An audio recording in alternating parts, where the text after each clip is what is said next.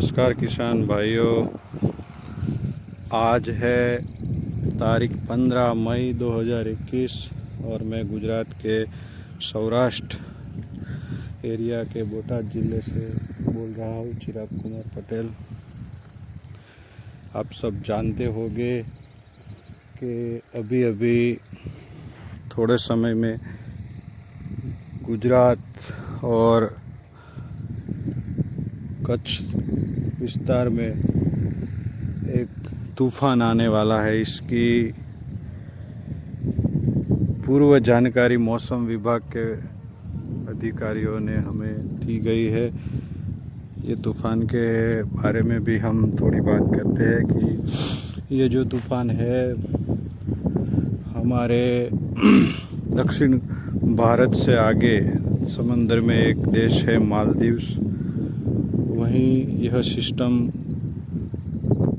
शुरू हुआ है। हालांकि पहले लो प्रेशर बनता है, उसके बाद सिस्टम शुरू होता है। तो गुजरात में भी इसका असर देखना शुरू हो गया है। अभी क्या है, ये देखिए आप, बादल दिख रहे हैं। अभी सुबह के 9 बजने को आए हैं, फिर भी ऐसी गतिविधि है और बारिश आने वाली है। हमारा अनुभव तो यही कहता है कि इससे ये जो तूफ़ान आने वाला है इसके बारे में हम थोड़ा बताना भूल गए कि इसका नाम देने की एक प्रथा शुरू हुई थी, जो हमारे साउथ एशिया के देश है, भारत है, पाकिस्तान है, बांग्लादेश है, श्रीलंका है, म्यांमार है, मालदीव्स है।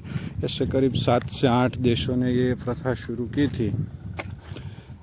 तो इसके तहत नाम दिया गया है तोकते नाम दिया गया है। म्यांमार ने नाम दिया है। हालांकि अभी से नाम की पूरी लिस्ट उनके पास है ही कि कौन सा तूफान चाहे कब भी आए, लेकिन उनका नाम पहले से फिक्स हो गया है।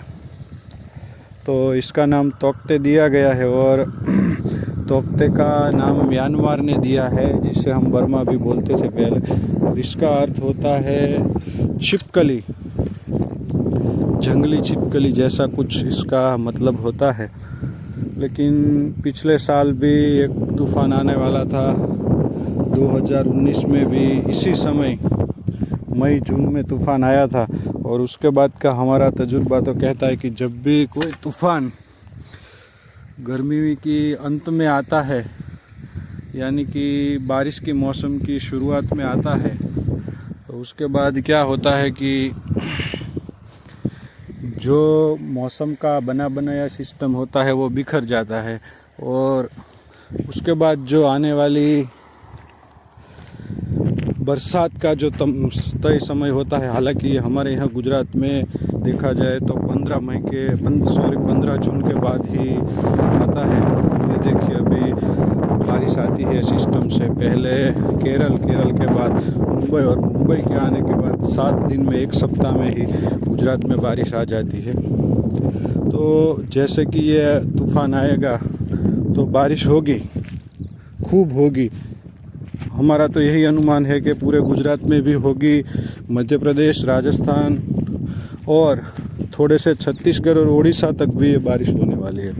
लेकिन इसके बाद जो मौसम का सिस्टम है वो बिखर जाएगा और उसके बाद का जो राउंड है वो लेट हो जाएगा। और हमारा अनुमान यही कहता है कि शायद 20 दिन के बाद बरसात आएगी। तो किसान इस बरसात के बाद थोड़ी जुताई करेगा, बुआई करेगा, उसके बाद उसकी फसल को खड़ा कर पाना, उसकी फसल को बढ़ने का मौका देना, ये अब कहते हैं कि आकाश के हाथ में, भगवान के हाथ में, सिस्टम के हाथ में चला जाएगा। आज ये बादल दिखने की प्री एक्टिविटी जो शुरू हुई है तूफ़ान की, इससे किसानों के मन में भी थोड़ी खलबली मच गई है। ये देखिए जो हमारे पड़ोसी का खेत है, अभी यहाँ कपास का फसल का अवशेष खड़ा है। वहाँ एक किसान भाई है, अपने ट्रैक्टर से यही कपास के पौधे, इसके जो हमारे यहाँ सांठी बोलते हैं, वो निकाल रहे हैं। कई किसान भाई है वो अपना अलग अलग काम कर रहे हैं, मतलब कि बारिश आने से पहले ही उनको कुछ ना कुछ काम है वो निपटा देने की जल्दी हो गई है। तो हम आपको यही कहेंगे कि यही तूफ़ान आएगा,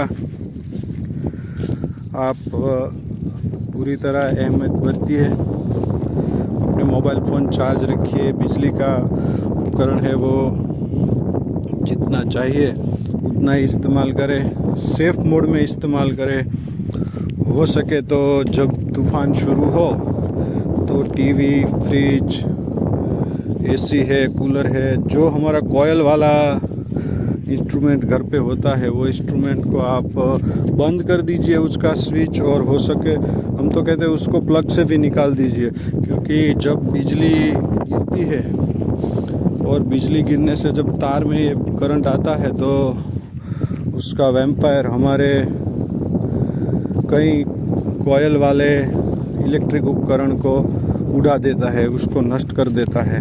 तो यही आप अहमियत रखिए, हो सके तो सेल वाला बैटरी, चार्जिंग बैटरी का भी इस्तेमाल करिए, पावर बैंक को भी चार्ज कर दीजिए।